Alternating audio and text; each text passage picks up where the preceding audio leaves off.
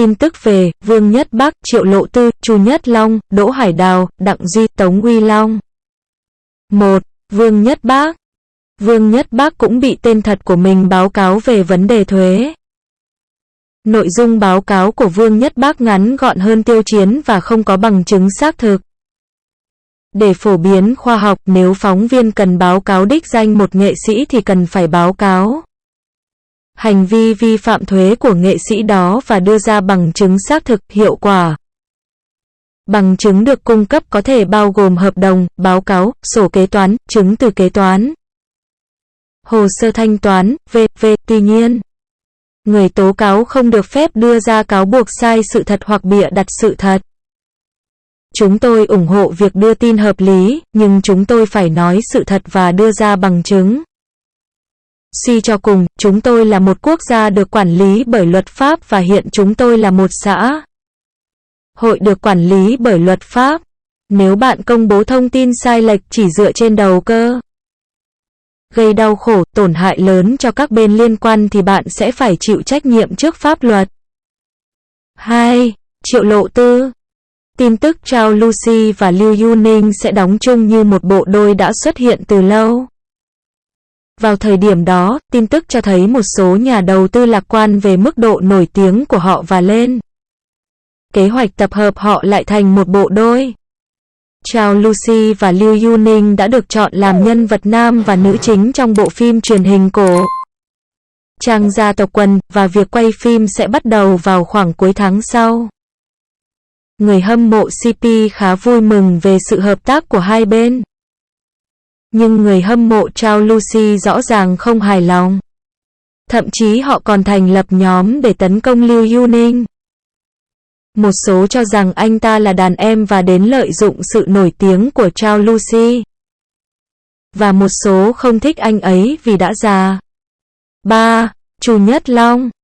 Chu Y Long rất nổi tiếng trong ngành và hiện đang chuẩn bị cho bộ phim tiếp theo của mình một cách kín đáo. Lần này anh không chỉ là một diễn viên mà còn đóng vai trò là nhà sản xuất. Anh ấy muốn diễn xuất tốt, bây giờ khi chọn vai, anh ấy vẫn ưu tiên diễn viên, vai diễn. Bạn diễn có diễn được hay không, anh ấy vẫn không quan tâm đến diễn viên hay những thứ tương tự. 4. Đỗ Hải Đào. Kế hoạch tạo ra con người bay vào vũ trụ của Du Haitao và Sen Menchen tiếp tục thất bại và họ đã cố gắng hết lần này đến lần khác, đó là con đường gập ghềnh đối với đôi vợ chồng trẻ. Người đau khổ nhất chính là Sen Menchen, họ đã thử đủ mọi cách. Họ kìm nén các loại thuốc khó chịu của Trung Quốc, hai vợ chồng đã bắt đầu tu hành Phật giáo. Họ vẫn sẽ thử những phương pháp mà mẹ Du Haitao đã tìm ra. Nhưng họ sẽ không tập trung vào nó như trước. 5. Đặng Duy. Trên mạng có tin đồn nam chính của Thám Tử Phố Tàu 4, dự án mới do Trần Tư Thành đạo diễn, đã được đổi từ Lưu Hạo Nhiên thành Đặng Duy. Trong khi nhân vật Vương Bảo Cường vẫn không thay đổi, làm dấy lên những cuộc thảo luận sôi nổi. Một số cư dân mạng cho rằng sự hợp tác của Lưu Hạo Nhiên với Trần Tư Thành đã giảm sút trong 2 năm qua, đồng thời suy đoán rằng anh ta đã hoàn toàn bị bỏ rơi và được thay thế bởi Giao Thông mới Đặng Duy. Từ khi Đặng Uy trở nên nổi tiếng, anh ta đã dựng lên một nhân vật để một mình đột nhập vào làng giải trí trong nước. Nhưng Ba OK trước đó cũng đã đề cập rằng có những người đứng sau ủng hộ anh ta. Nếu không, đội và những người quản lý sẽ không coi anh ấy như một đứa trẻ đang chờ bùng nổ ngay khi anh ấy ra mắt, và anh ấy sẽ có uy tín cho dù sự kiện có diễn ra thế nào. Đặng Duy và Lưu Hạo Nhiên có cùng một ông chủ, bởi vì Đặng Vĩ cũng là nghệ sĩ được Trần Tư Thành ký hợp đồng. 2 năm nay Lưu Hạo Nhiên và Trần Tư Thành không có nhiều liên lạc. Tuy nhiên, không có xung đột thực chất. Họ chỉ có quan điểm khác nhau về kế hoạch phát triển trong tương lai. Sau khi Trần Tư Thành ly hôn, danh tiếng của anh sa sút, anh tập trung vào web drama hồi hộp. Lưu Hạo Nhiên không muốn làm những chủ đề như vậy nữa nên anh làm phim nghệ thuật với mạng lưới của bạn gái. Tuy nhiên, rõ ràng hiệu quả và doanh thu phòng vé đều tầm thường.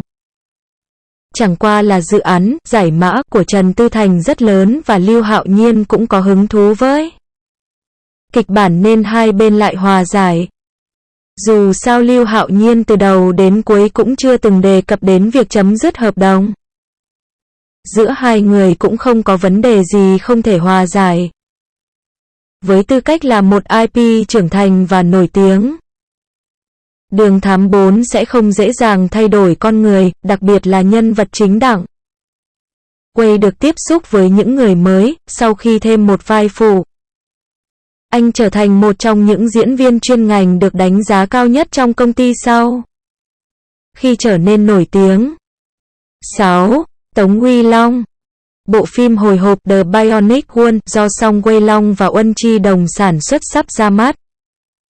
Dàn diễn viên và chủ đề của bộ phim này đều tốt, tôi rất mong chờ. Theo lý do thì bây giờ chúng ta đã bước vào thời gian quảng bá.